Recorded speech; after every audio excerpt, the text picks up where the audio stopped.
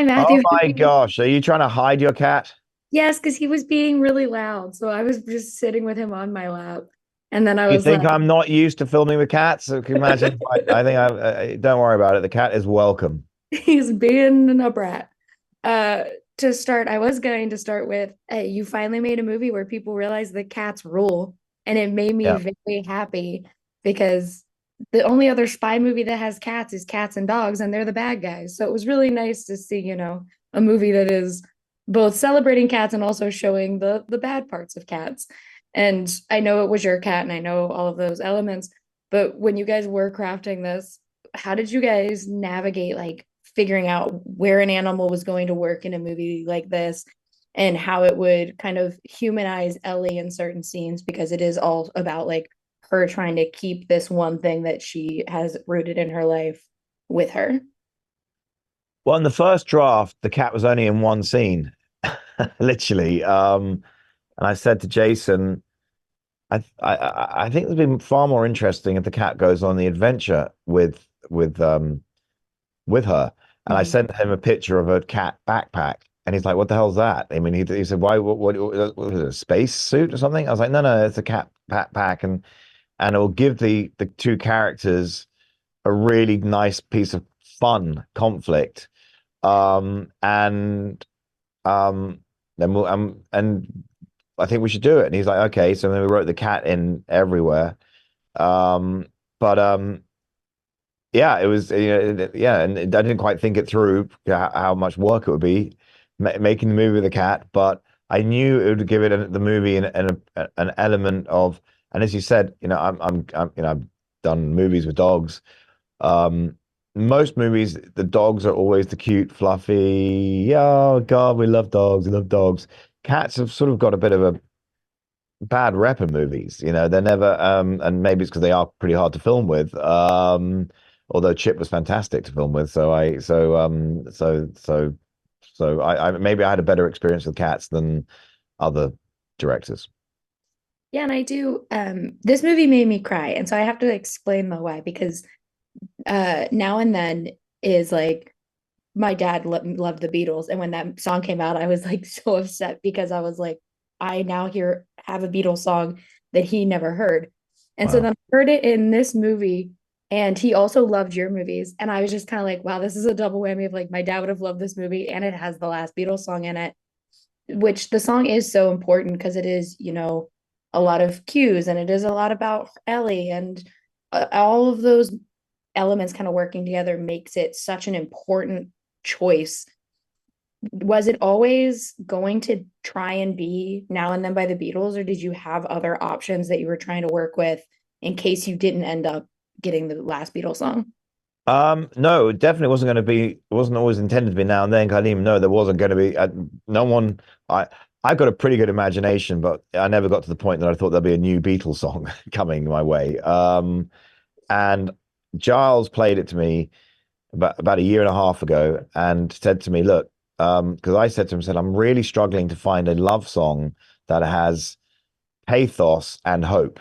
Mm-hmm. And and nothing was fitting, and a lot of it would all the love songs would either work for when she was in her home and the first dance, but it wouldn't work for the action sequence at the end, Yeah. and we were all over the place. And I was getting really nervous, and then Giles played me the song, and I was like, and we put it on the movie, and it just fit. We didn't have to change anything, and the lyrics fit, and the hauntingness of it, and the sort of, and I was like, wow, this is meant to be. And then I had to which was a pleasure, by the way, then had to meet the surviving Beatles and their children and their records people and just go through and explain what we were doing with the song and how we wanted to use it. And they looked at everything. And by the end of it, they were very they said yes. So I mean, what a privilege to be say that I got to work with the Beatles, use Mm-hmm. a Beatles song. And yeah, I'm very happy how it all, yeah, I mean, it's crazy. I mean, it's something that my life, every now and then, something, excuse the pun, every now and then, something happens to me, which, every time I think I can't have an astonishing moment, I get an astonishing moment. And now and then, throughout is for me, the the highlight of making this movie because you know, what a pleasant surprise. All I can say. Yeah, it was hearing it. I was like, now and then, there goes my cat. I was like, now Yeah. and then, this is crazy to hear in a movie like already. And I do love how it plays a part, especially in Ellie's story. But I know everyone keeps asking you about the train sequence because it is a masterful like shot of both Henry Cavill and Sam Rockwell doing the same stunts. But for me, the coolest parts are when Ellie is getting to she sees Argylle and it is her and Henry Cavill often kind of doing similar Yeah. reactions to things. When you guys are mapping that, I know you just filmed two things, but how do you kind of tell the actors exactly what you need so that when we do have those flawless like transitions between those characters, they come across in the movie? Well, we stunt viz everything, Mhm. so I can show the sequences to the actors. So they but as we did all of that in camera, Bryce wasn't really acting.